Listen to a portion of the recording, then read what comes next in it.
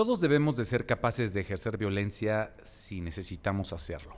Entender claramente este concepto puede ser la única alternativa para lograr la paz. Sí, es irónico, pero justamente de esto vamos a platicar con nuestro sensei en el primer episodio de Sensei, el podcast. Reflexiones sobre la experiencia.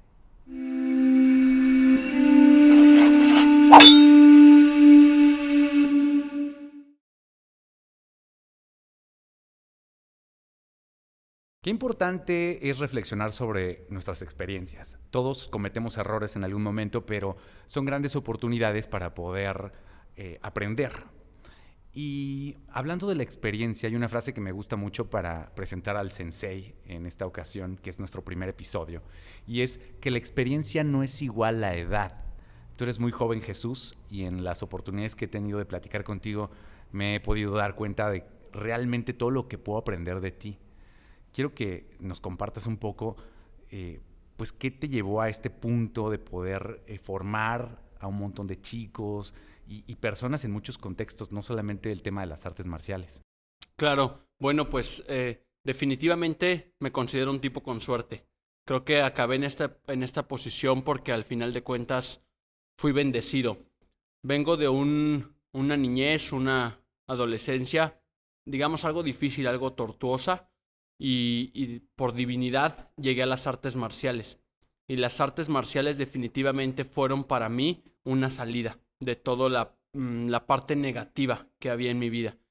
Y las artes marciales me formaron a través de maestros y de gente que yo llamo mis hermanos mayores, de personas que eran más avanzadas que yo, no solamente en las artes marciales, sino también en la vida. Y encontré un concepto muy padre que es no solo aprender de mis experiencias, sino también de las experiencias de los demás, adoptar sus experiencias como propias y sobre eso crecer. Siempre se puede aprender de los demás y cada oportunidad de conocer a alguien es justamente aprender de la experiencia y de los errores de otras personas, ¿no? Definitivamente. El día de hoy vamos a hablar acerca de un tema que puede ser de pronto choqueante, ¿no? Porque hablamos de la violencia ligada a la paz, que es irónico. Decíamos en la introducción que todos debemos de ser capaces de ejercer cierta violencia cuando lo necesitamos, ¿no? Y quiero que empecemos este capítulo de Pacífico por elección hablando qué es para ti la violencia. Claro. Primero, creo que es bien importante entender que la palabra violencia, por definición, pues es ejercer fuerza sobre alguien más para conseguir algo, para dominar a alguien. Pero definitivamente, analizando la palabra violencia, pues hay muchas cosas que tenemos que conocer, que meter en contexto para entender esta parte. Definitivamente en la sociedad actual, pues la violencia tiene que ver pues con crimen, con guerra, con pelea, con golpes, con ese tipo de violencia. Pero en origen, buscando en el origen de la palabra, realmente la palabra violencia tenía una relación directa con poder, con ímpetu, con agresividad, y justamente era para definir el uso del poder continuo, ¿no? Entonces, es curioso porque, pues definitivamente la violencia también tiene aspectos no tan negativos. Okay. Definitivamente. Puede incluso ser un medio para conseguir algo, un bien mucho mayor.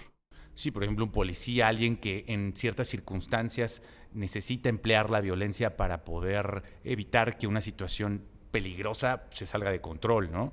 Definitivamente, pero incluso en el tema personal, yo siempre intento definirme como una persona pacífica, porque lo soy. Y soy una persona pacífica por elección, igual que la mayoría de mis colegas o la mayoría de mis estudiantes. Siempre les digo que ser pacífico es una elección solamente cuando tienes el poder de ejercer violencia. De lo contrario, no es una elección para ti. Jordan Peterson es un doctor de psicología clínica que fue profesor en Harvard, y él tiene una frase, una analogía padrísima sobre esto, que dice: si eres débil, para ti no es una opción ser bueno, porque es tu única opción que tienes. Cuando tú tienes poder, tienes fuerza, tienes capacidades, es cuando puedes elegir. Cuando no tienes capacidades, pues tu opción es ser inofensivo, ¿no? Es catalogarte a ti mismo como bueno. Pero dice Jordan Peterson, en eso no hay virtud, ¿no? Hay virtud en tener el poder y decidir no usarlo. Hay virtud en poder ejercer violencia y decidir no hacerla. Ok, excelente. Porque de hecho, en pláticas fuera del podcast, has hablado de un montón de ocasiones en las que alguien tan preparado como tú en las artes marciales ha decidido no utilizar ese recurso, ¿no? De hecho, Claro. me decías que solo una vez en toda tu vida realmente lo has utilizado, Claro.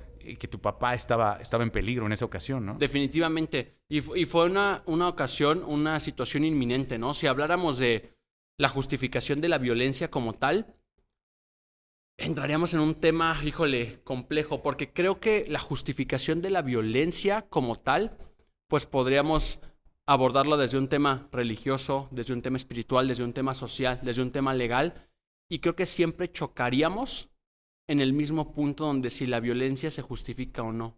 Y dependiendo el contexto de donde lo veas, es donde vas a poder decidir. Probablemente alguien ahorita me diga, no, es que yo no justifico la violencia. Pero quizás no dirías lo mismo si tu familia está en riesgo.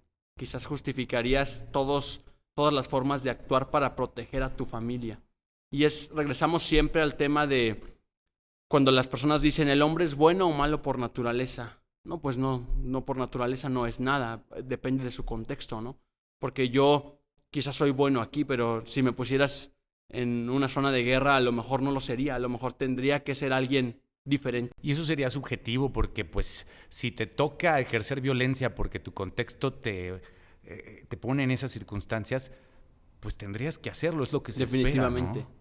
Hablando de el tema de legítima defensa, por ejemplo, esto sí es muy importante porque las personas de pronto piensan que la gente que tenemos habilidades en violencia, en artes marciales, en peleas, en golpes, como que vamos por la vida pensando en ejercerla.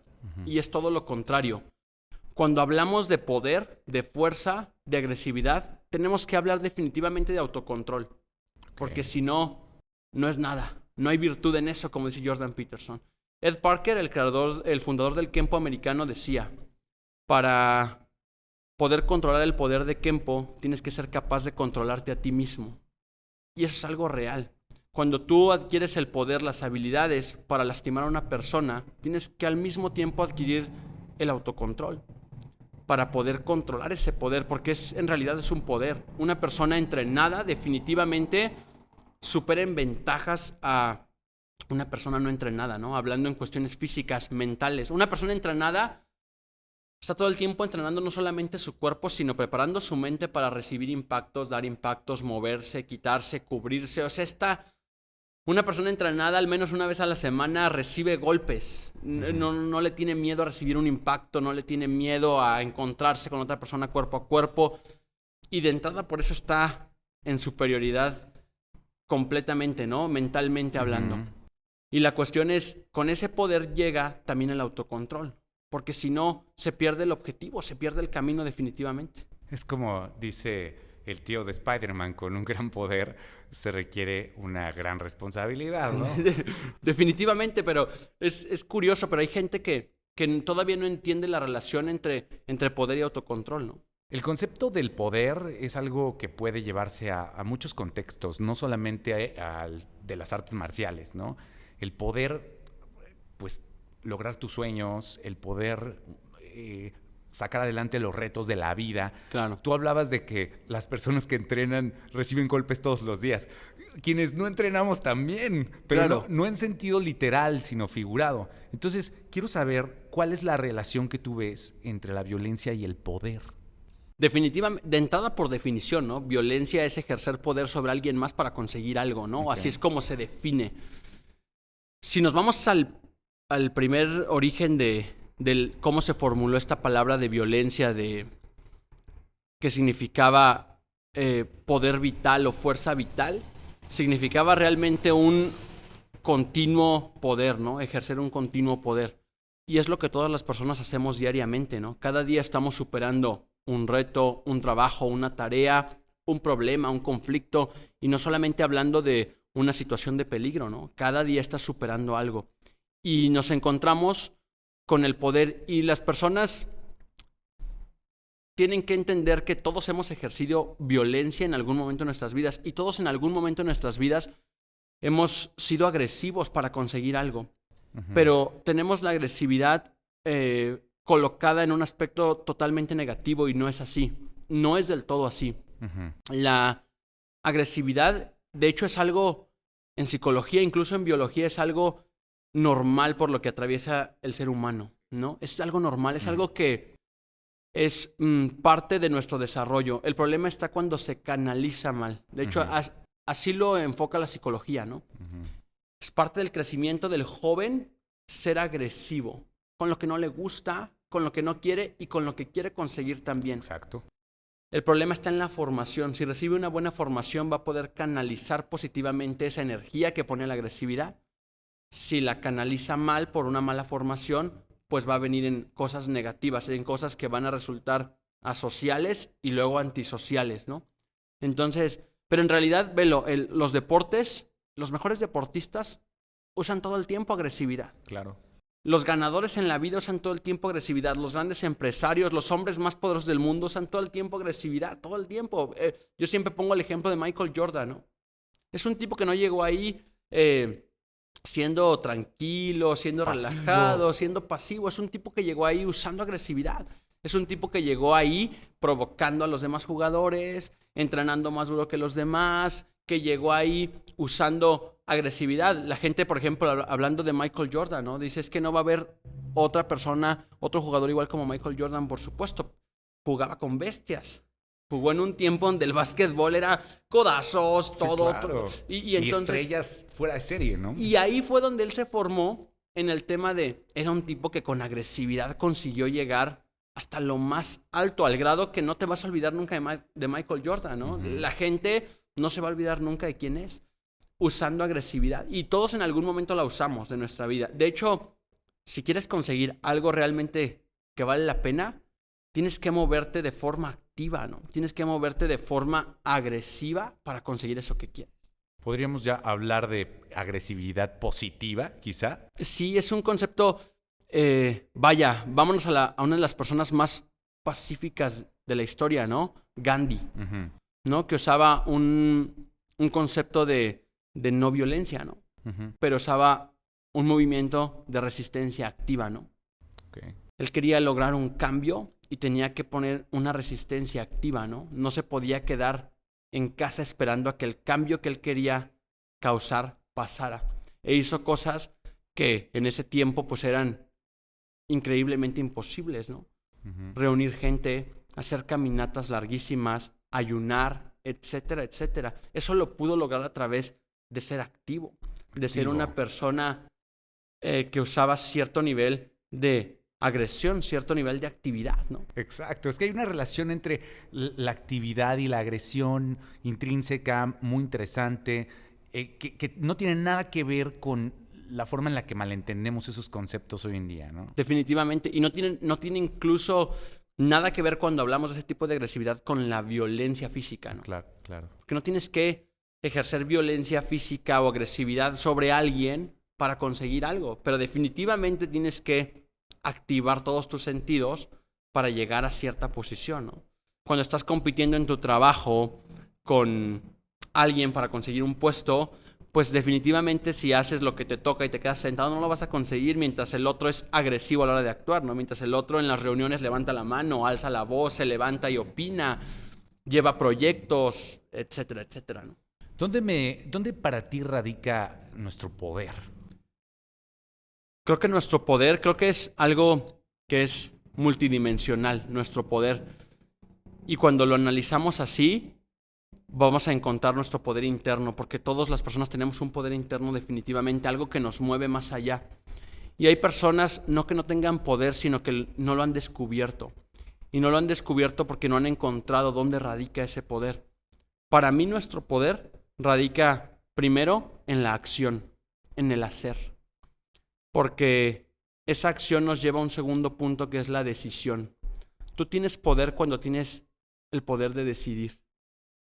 Es cuando tienes poder. Y eso empieza en la acción. Yo decido hoy tomar esta acción, que es positiva para mi vida, que va a ayudar a los demás, o que me va a llevar a una posición que quiero y tengo que decidir hacerlo. Y después, un punto muy importante, nuestro poder radica en los principios que nos mueven.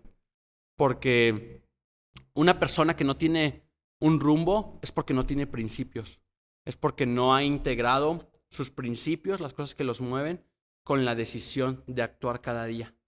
Y es una persona que pareciera que no tiene poder, ¿no? Que no puede controlar su entorno, su vida, a él mismo. Pero sí tiene poder, solo que está tomando malas decisiones, ¿no? Definitivamente, creo que es una cuestión de hablarse con mucha claridad a uno mismo, ¿no? De hablarse con mucha claridad a uno mismo y darse cuenta que todo inicia en tus principios. Uh-huh. Tienes un rumbo porque tienes principios. El gran problema, igual que con la violencia, con la agresividad, radica cuando perdemos el poder de lo que tenemos.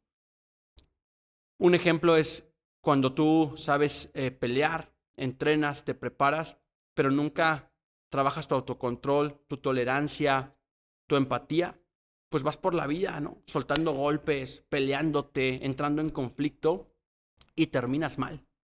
Terminas mal. Justamente pasa lo mismo con las personas que no encuentran o toman malas decisiones sobre su poder a través de sus principios. Tú tienes ciertos principios y dices, bueno, yo me muevo, yo creo en esto, creo en esto, creo en esto, pero el fin de semana no. No, el fin de semana con mis cuates no. Okay. ¿No? Yo no tomo alcohol, pero el fin de semana sí. Okay. ¿No? Yo no hago esto, pero si pasa esto sí. Y cuando tú chocas, cuando haces un corto en tus circuitos, rompes contigo mismo. Uh-huh. Y eso baja tu autoestima, te metes en conflictos internos y entonces vas perdiendo tu capacidad de poder decidir, de actuar y vas perdiendo tu poder, ¿no? Ok. ¿Qué relación existe entre el poder y la autoestima? Creo que es una relación directa y sumamente fuerte, porque esto es un tema interesante porque creo que es un círculo, ¿no? Que se alimenta a sí mismo, el poder y la autoestima, ¿no? De alguna forma, tu poder disminuye cuando tu autoestima disminuye, pero tu poder también disminuye cuando tu autoestima disminuye y se alimenta. Es un círculo que se alimenta. Es un ciclo, ¿no? ¿Qué pasa con esto? Que regresamos a lo que estábamos platicando, ¿no? De que tú de pronto vas en contra de tus principios. Y es que la gente no se da cuenta cuánto afecta su autoestima, su concepto propio, ¿no? Como dice Brian Tracy, es mi concepto propio. ¿Qué pienso yo de mí? ¿Cómo lo destruye y cómo lo afecta cada vez que falla a su poder de decidir? Cada vez que falla a sus principios, ¿no? No, yo soy así, yo hago esto y esto, pero el fin de semana no lo hice. Definitivamente eso no solo baja tu poder, sino que tu autoestima se ve afectada, porque entonces tu concepto propio se vio afectado. Entonces no eres como dices que eres, ¿no? Exacto. Es que estaba pensando en la imagen que hoy en día creamos de nosotros a través de las redes sociales, ¿no? Que tú puedes ver personas que aparentemente están muy bien, claro, pero que no son coherentes en su vida diaria. Y puedes engañar a todos, pero a ti mismo no. Y ahí es donde se afecta la autoestima, ¿no? Ahí está el gran conflicto y también ese conflicto interno es el que arrastras toda la vida, ¿no? Porque al final de cuentas, cuando te fallas a ti mismo, es mucho peor que fallarle a cualquier persona, cuando te fallaste a ti mismo, porque le puedes engañar a cualquiera, pero no a la persona que está en el espejo. Cada vez que te ves y te recuerdas, me fallé, pasó esto, tu autoestima disminuye y tu poder disminuye y se vuelve como un ciclo de apatía, ¿no? Donde como mi autoestima está baja, pues ya tampoco decido, ya no hago, ya no intento y eso mismo alimenta que mi autoestima esté baja. Y como mi autoestima está baja, no hago, no intento, no hago nada y otra vez mi autoestima está baja.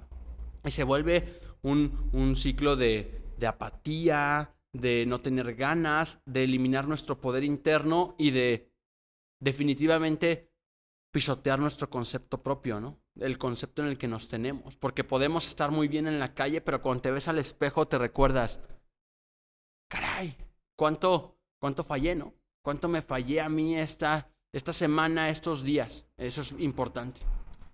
Hemos hablado de conceptos de poder, violencia en un sentido positivo, de agresividad en un sentido positivo, que pueden ser rasgos muy vinculados a la masculinidad, pero también está este otro punto, ¿no? Que creo que no se entiende tan claramente, que es la vulnerabilidad. Claro. ¿No? ¿Qué es para ti la vulnerabilidad? Ay, es complicado, ¿no? Y te voy a decir por qué. Porque mucho tiempo yo me mentí a mí mismo. Esa es la realidad. Por mucho tiempo yo me mentí a mí mismo sobre quién era, sobre lo que era y sobre lo que era capaz de hacer. Por mucho tiempo. No es más que viví en el mismo ciclo en el que viven la mayoría de las personas, ¿no? Me decía un coach, tú vives en automático, ¿no? En automático con las mentiras del día, ¿no? Yo soy esto, yo hago esto, yo el otro. Pero nunca fui lo suficientemente vulnerable para verme al espejo y decir, realmente no eres esto, no haces esto, tu valor no está definido por esto. Yo creo que la vulnerabilidad es importante cuando se hace y es necesaria cuando se hace con uno mismo, cuando se es vulnerable con uno mismo, ¿sabes? Porque a veces ni uno mismo se permite voltearse a ver al espejo y decir, estás mal, o estás bien, o hoy lo intentaste y lo hiciste muy bien, o hoy lo intentaste y lo hiciste pésimo, o hoy me siento así, hoy necesito esto, necesito aquello. Ahí está lo necesario de la vulnerabilidad, pero hay una vulnerabilidad, un tipo de vulnerabilidad que es tóxica para mí, muy tóxica, ¿no? Vulnerabilidad, por definición, se define como pues una persona que propicia ser lastimada, ¿no? Que propicia ser lastimada o física o moralmente. Así se define una persona vulnerable, o por definición. En el sentido de la vida, del diario, no es diferente. Lo podemos ver en muchas áreas de nuestra vida. Por eso la gente tiene que cuidar con quién es vulnerable, ¿no? O con quién muestra vulnerabilidad, porque puede ser usado en tu contra y definitivamente puede ser usado en tu contra, ¿no? Es mucho más importante ser vulnerable contigo mismo que tener esa vulnerabilidad y compartirla con los demás. Porque definitivamente vivimos en un mundo donde hay competencia, donde hay ciertos rasgos de personas que están buscando ejercer poder sobre ti, ganar, y cuando tú te muestras del todo siendo vulnerable, propicias a que esas personas se sobrepongan, ¿no? Vayan encima de ti.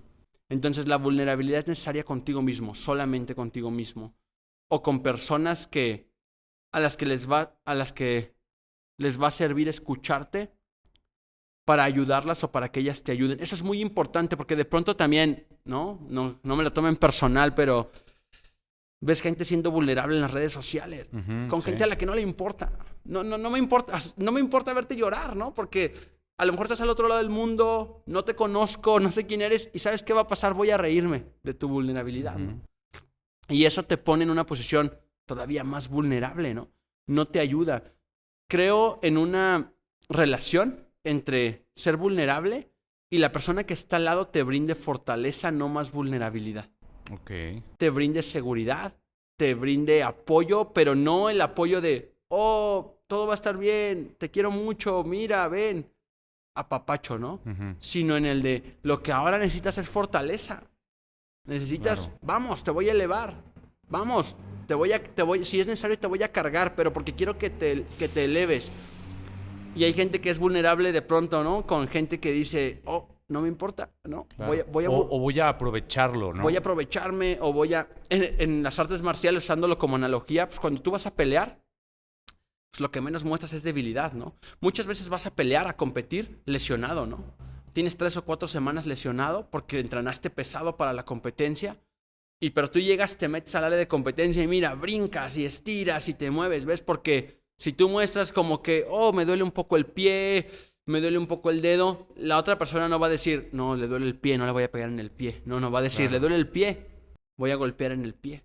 Entonces, eso es importantísimo, que la gente encuentre su vulnerabilidad con ellos mismos o con personas que los vayan a fortalecer, no que los vayan a hundir más. Más bien como un autorreconocimiento de oportunidades. Por supuesto. En un ejercicio personal, ¿no? Y también de pronto ser vulnerable para tirarte, ¿no? Porque creo que es válido como personas, ¿no? Que de pronto una persona se sienta vulnerable, se sienta triste, se sienta esto, el otro, y se tire un poco, ¿no? Nada más que solo tírate un minuto, después hay que levantarse a pelear porque hay gente que se queda 30 o 40 años tirada. Esa es la realidad, ¿no? Y nosotros como competidores, como peleadores, siempre usamos las analogías de los rounds, ¿no? Tú peleas 3 minutos, cuando acaba el descanso es un minuto, ¿no? Tienes un minuto para sentarte, llorar, que te pongan hielo, tomar agua, descansar y luego tienes que levantarte y seguir peleando. Y esa es la vida, ¿ves? Porque hay gente que se acaba el round y se tira, y se tira, y se queda tirada, ¿no? Exacto. O sea, y también escuché por allí que de qué servía juntarte con otras personas a llorar. O sea, aquel que está contándole sus problemas a todos y su miseria a todos, no quiere que lo ayuden, sino quiere que lo acompañen. Por supuesto. Quiere que lo cobijen, ¿no? Cuando tiene frío, ¿no? Y quizás lo que necesita no es una cobija cuando tiene frío, sino alguien que lo haga resistente al frío, ¿no? Alguien que le diga, perfecto, vamos a salir a la nieve, ¿no? Para que te haga resistente al frío. Okay. Es muy importante que las personas se encuentren cuál es su necesidad, porque confundimos nuestras necesidades, ¿no? Y esa es parte de lo que hablábamos del poder, ¿no? Mi poder de decisión. Yo decido lo que necesito, porque me conozco, soy la única persona que se conoce al 100%. Y a veces las personas creen que necesitan una cobija cuando tienen frío, cuando quizás lo que necesitan es una persona que los saque a la nieve para que se hagan resistentes al frío. Oye, ¿y no corres el peligro de volverte insensible? Creo que el tema de ser sensible es un tema personal que tiene que ver con la empatía que tienes también contigo mismo, ¿no? Como te decía, dice Daniel Aviv, ¿no? Date una tregua, ¿no? Pero no te des por vencido. A veces date una tregua, ¿no? Pero no dejes de subir. Cuando yo hago un poco de montañismo y cuando vas subiendo, después de 2 o 3 horas subiendo, por supuesto que pues, las piernas empiezan a calambrar, ¿no? Tienes que sentarte un poco y te sientas un poco, ¿no? Y ves si todavía te falta, ¿no? Horas para llegar. Y pues date una tregua, ¿no?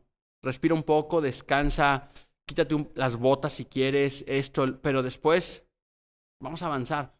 Porque creo que precisamente no te vuelves insensible porque empiezas a conocerte a ti mismo, ¿no?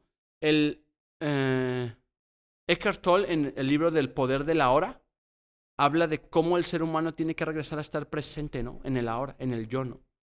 Y eso habla de... Definitivamente hay una parte donde él dice, ¿no? Tienes que regresar aquí físicamente, ¿no? Y eso no te vuelve insensible, sino alguien sumamente sensible hacia ti mismo, ¿no? Ok. De pronto yo me siento, ya sabes, ¿no? Porque la gente ve mis redes, ¿no? Todo el tiempo entrenando y como que dicen, ese tipo, siempre, ¿no? Se levanta y como que dice, ¡wow! Ahora con qué peleo, ¿no? Sí, ¿no? Pero el 90% de veces no es así. El 90% de veces suena a 5 de la mañana el despertador y me levanto diciendo, wow, tiene apenas 5 horas que me acosté, ¿no? Ajá. Y tienes que hacer esto, ir a entrenar, El 90% de veces ni tengo motivación, ni tengo ganas de hacerlo, ni tengo nada. Pero como soy tan sensible conmigo mismo, me conozco. Y digo, tengo dos opciones.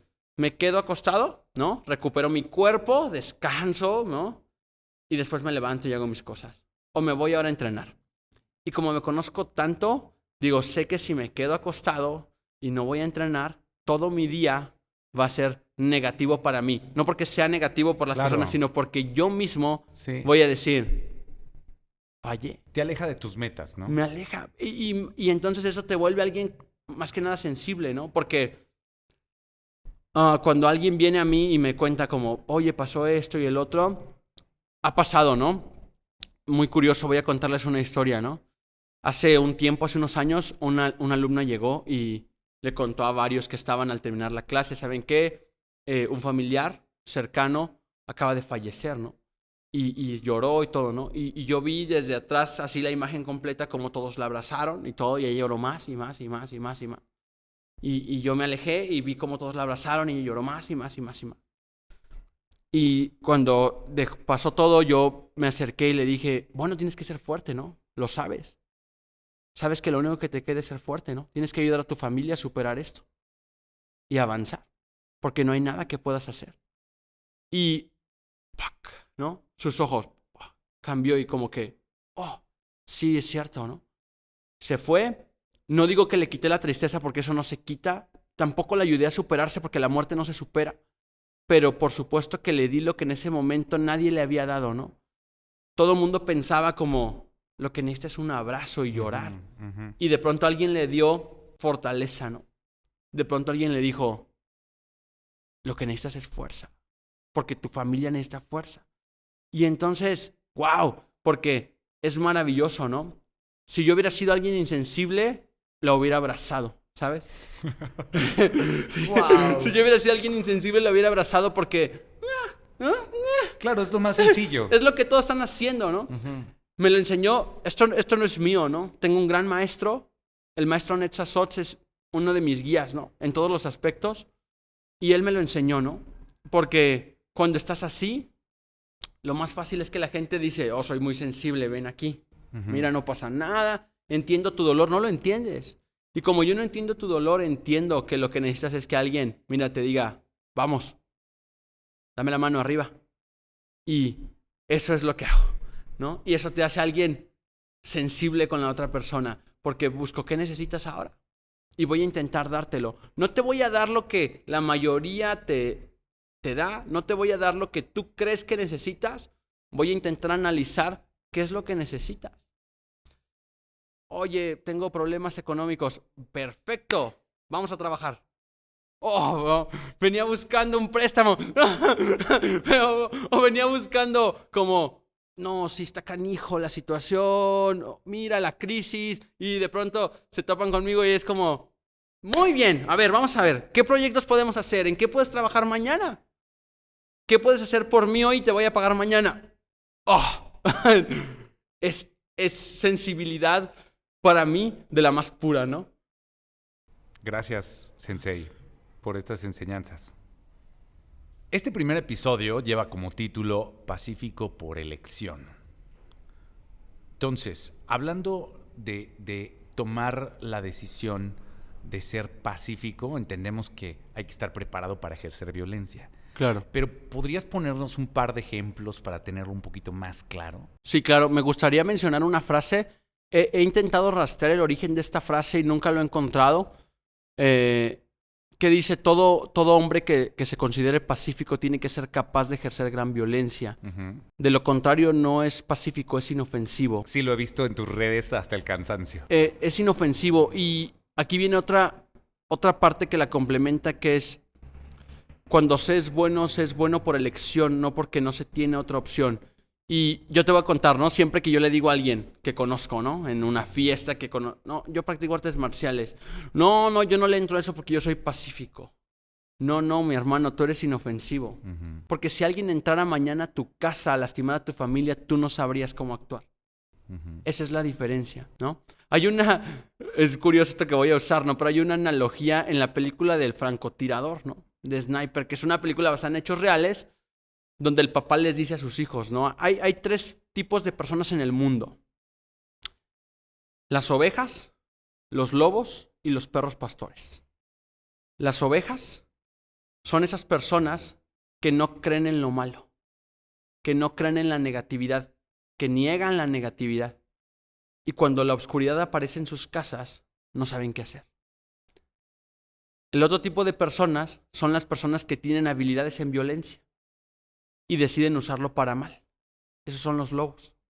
Y hay un tercer tipo de persona, que es el que tiene habilidades de guerra, habilidades en violencia, fuerza, poder, y decide usarlos para proteger al indefenso, para proteger al débil, para proteger a las personas. Esos son los perros pastores. Y les dice, ¿no? A sus hijos, ¿no? Aquí no vamos a tolerar lobos ni ovejas, ¿no? Tienes que ser un perro pastor, no tienes que desarrollar tus habilidades. Y es tan simple, pero a la vez tan complejo como entender esa diferencia entre pacífico e inofensivo. Es que yo soy pacífico porque decido serlo, no porque, híjole, mejor no me meto, porque es un acto pusilánime, ¿no? Pues pusilánime cuando la gente están robando a alguien y dice, me voy a ir por otro lado. Indiferencia. Pero no es eso, sino que estás indefenso. O sea, te entiendo, ¿no? ¿Qué ibas a hacer si no sabías hacer nada? Ahora, yo soy entrenado y no quiere decir que me voy a meter en medio. pero yo tengo entrenamiento. De entrada no voy a entrar en shock. Entonces voy a detenerme, voy a hablarle al 911, voy a pedir ayuda, voy a hacer esto y aquello. Voy a actuar. Claro. Porque sería un acto de indefensión que propicia una omisión tremenda, darme la vuelta. Claro. Solo porque no tengo el entrenamiento, la preparación, las capacidades. Y es lo que yo siempre le digo a las personas. Te voy a hacer una pregunta. Imagina que mañana alguien entra a tu casa y no quiere robar. Se quiere llevar a tus hijos. ¿Tendrías las habilidades para defenderlos? Y la gente me responde, sí, claro, no es que por mis hijos yo doy todo. No, eso es lo que tú crees. Pero en la vida el ser humano funciona así. Tú no puedes hacer nada que no hayas entrenado con anterioridad. Nada. Es como si yo a un niño de 4 años que no sabe escribir le digo, ven, escribe aquí tu nombre. Pues por mucho que quiera, que tenga la intención, no lo va a poder escribir. Quizás me escribe garabatos, todo. Eso mismo pasa con las personas no entrenadas que creen que van a poder actuar. Como, no, sí, es que yo por mis hijos daré todo si se meten a mi casa. Pero no tienes entrenamiento. Lo más seguro es que hagas un intento y luego Pierdes se lleven la a tus vida, hijos. Exacto. Entonces, es un tema duro, difícil de comprender, pero también a la vez es muy fácil, ¿no? Dice, hay un proverbio, ¿no?, oriental que dice, es mejor ser un guerrero en un jardín que un jardinero en la guerra. Y por supuesto, ¿ves? La gente, yo no voy por la calle como diciendo, oh, ojalá hoy me pase algo, ¿no? Al contrario, ¿no? Voy decidiendo todo el tiempo ser pacífico. Alguien se me atraviesa en el coche, no digo nada. Alguien me pita, no digo nada. No digo nada, ¿no? Porque además tengo el autocontrol sobre mí de esa. Yo quiero ser la persona que decida qué va a pasar en un conflicto. Y regresamos al tema del poder, ¿no? El poder de decidir. Entonces, cuando tú eres una persona entrenada y vives una situación de conflicto que es inevitable, tú quieres ser el que decida qué es lo que va a pasar. Quieres ser el que decida si alguien va a salir lastimado o nadie va a salir lastimado. Pacífico significa pedir, desear o exigir la paz, ¿no? Y yo no puedo pedir eso si no lo hago desde una posición de poder. Imagina que estoy discutiendo con alguien, ¿no? Y le digo, no, ya, por favor, ya no me molestes, ya déjame, ¿no? Y le pido que pare desde una posición de indefensión. Lo que va a pasar es que la otra persona, al contrario, ¿no? Va a ir arriba y va a gritarme. Ve en YouTube, ¿no? Videos de peleas en el semáforo, ¿no? Siempre pasa, ¿no? El que baja indefenso a discutir. O el bullying. O el bullying, por supuesto, ¿no? Lo que hace es dejarte más vulnerable e indefenso. Pero cuando desde una posición de poder dices, alto, no, basta, ya, para. Es porque sabes que tienes el control y sabes que, ok, si actúas voy a actuar. Entonces, vamos a calmar esto. Ese es ser pacífico por elección. Wow. ¿Cuánto hay que aprender? Muchas gracias, Sensei. Nos vemos en el próximo episodio.